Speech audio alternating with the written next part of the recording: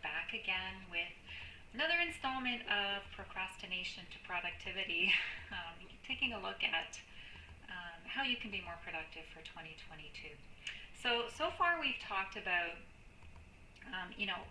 first of all, forgiving yourself for, your past procrastination, sins, that sort of thing, because there's so much stress involved in that we put on ourselves when we procrastinate.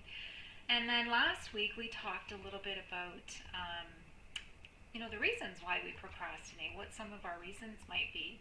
And I think it's really important to talk about procrastination because because of the stress that it involves. It puts a lot of stress on relationships. It puts a lot of stress on us as individuals, but also in relationship to other people, depending on, the situation that you're in. We'll talk a little bit about things like finance goals, and that's one of the number one causes of marital breakdown is disagreements on finances. So procrastinating on those sorts of goals, can really cause you some issues. So before we get started for today, today's topic is a simple three-step process. And I say simple, but nothing with goal setting is ever simple. But it's a little three-step process to get you going, to start moving, getting some movement towards your goals.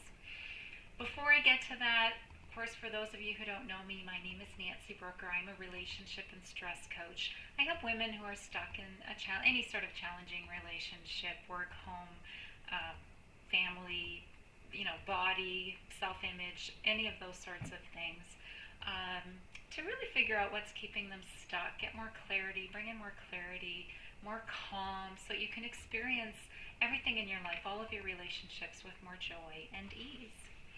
So for today, what I want to talk about is step one. And that it all starts with the goal. We need to set the goal. What is it that we want to do? How many times have you heard this now? The GPS doesn't work unless you put in the coordinates. You have to know where you're going, or at least the general direction. What Martin Luther King said, you don't have to see the whole stair. You don't have to, how did he say that? I have it written down somewhere. Yeah, you don't have to see the whole staircase. You just have to see the first step. I love that quote. I thought that was really good. So the first step is to set that goal. So what's important about setting the goal? Well, first of all, it's a surprisingly difficult thing to do.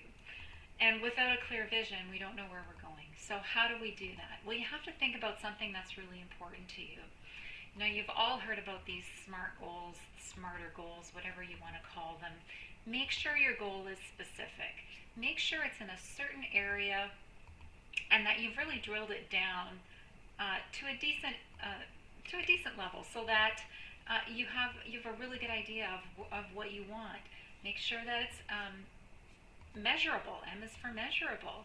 So for example, if it's a weight loss goal, it's not enough to just say I'm going to lose weight.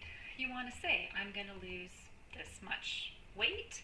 I'm going to, maybe the goal in terms of weight loss is body fat. Maybe it has to do with movement. I'm going to be able to walk this many kilometers. Whatever that is. So you want to make it measurable.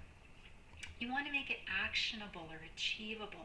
So, if you're going to choose, I'm going to run a marathon next month, it's probably not really achievable because it's only a month away. So unless you're an elite athlete already, probably not something that you're going to be able to do. You're probably not going to be able to save for, a trip within a month. You have to make it something that, is actually achievable, something you can take action on, and it's not going to be overwhelming and just stop you before you even get started. So that's the A.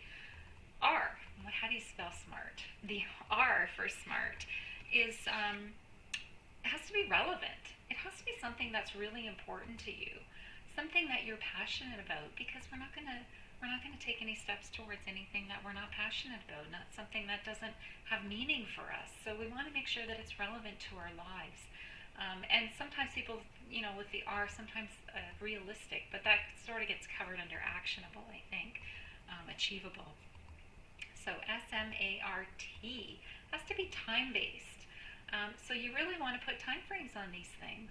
So I'm going to have, you know, so for example, with the weight management goal, I want to be able to walk 2 kilometers by, I don't know, we're January, by April.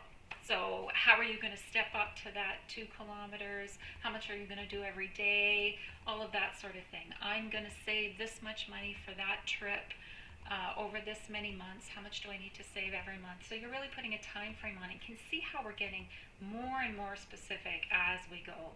So SMART, specific, measurable, actionable, achievable, relevant, and time with a time frame on it. And then don't forget to evaluate those goals every once in a while, because just because I said something today, it doesn't mean it's still relevant 2 months from now, or still realistic, still actionable. Things change. Life is fluid. We need to be flexible with our goals. That's how we get things done. So evaluating and readjusting are really important. So that was step one. That was a big step, right? Putting your goal together. What is it that you want? Step two is really important.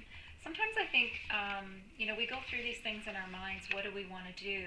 And we don't really write it down. We don't really, make it a visual thing, something that we can look at, something that we can touch, vision boards or whatever, however it is that you want to do it.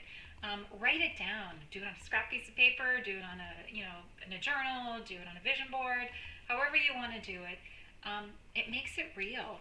The important thing about writing it down is that it really helps us clarify in our mind. It helps us actually go through all those steps that we talked about in step one. It helps us get really clear on that, and it's a great reminder. It's something that we can look at, something that can help us remember why that was important to us in the first place. Write all those things down. So really important to write it down. And then, the last thing is just do something. Just do anything. Do something.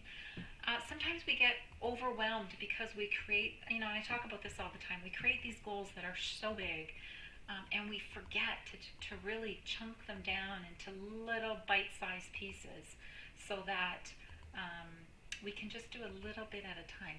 Because even accomplishing something, however small, is going to move you in the right direction, and it's going to help you feel proud of yourself that you're doing something, and you're moving forward. So I think that's really important to just get started. And I think, going through this exercise will really help you figure out what kind of planner you are. I mean, there's so many different planning styles. Some people like to know specifically exactly every step that they're going to do. Some people just like to live in the day and, just have the freedom to move from one thing to another. Some people can't, are like immobilized unless they have a plan. Some people like to be surprised. There's just so many different ways that people plan. So whatever your style is, just make sure it's working for you.